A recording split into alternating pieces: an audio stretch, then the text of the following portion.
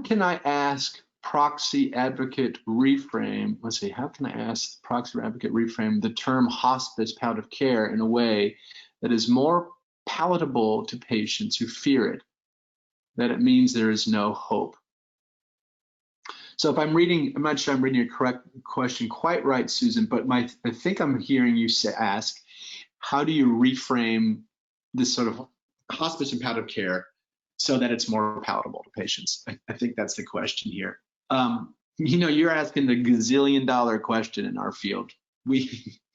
It's odd. I thought, I've watched myself and many others in the field, and people, organizations, foundations try to lean into some messaging around this field, and it remains such a problem. And I don't, at this point, I don't even understand it anymore, why we struggle so much. It has something to do with the baggage of hospice, because hospice connotes death, and death freaks people out. That's the basic gist here. But it is, you're asking a million zillion dollar question. I can just say, you know, this is at mental health. Sonia and I are playing with this now in our materials. Like, we are providing palliative care. That is what we're doing. But some people may, that language might get in the way. So we're not dogmatically attached to saying we are palliative care.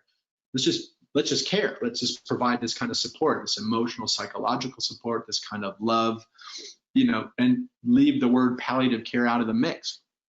So anyway, I don't have a great answer, but you know, one phrase that lights up in the field is, hey, you know, it looks like you might need an extra layer of support. You know, that's a phrase that has gotten some traction. Who wouldn't want an extra layer of support? And that's what palliative care offers. Sometimes, so that's one phrasing. Sometimes around the idea of hospice, I've had good luck saying, just acknowledging it and saying, hey team, hey family, hey guys, patient. Hospice, I know hospice has some baggage to it, but let me just take a moment to tell you, hospice palliative care, there's nothing about hastening death. The whole idea is to help people live until they die. And very often people live longer on hospice or palliative care and blah, blah, blah.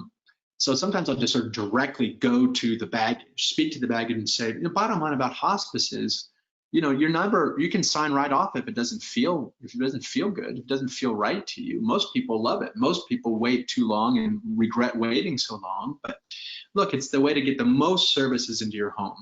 So that's where I'm going here. So when I hear a family say, I really, really want to be at home, then that gives me an inroads to say, well, hospice, you may not like the language, the word of hospice, but it is the way to get the most services into your home.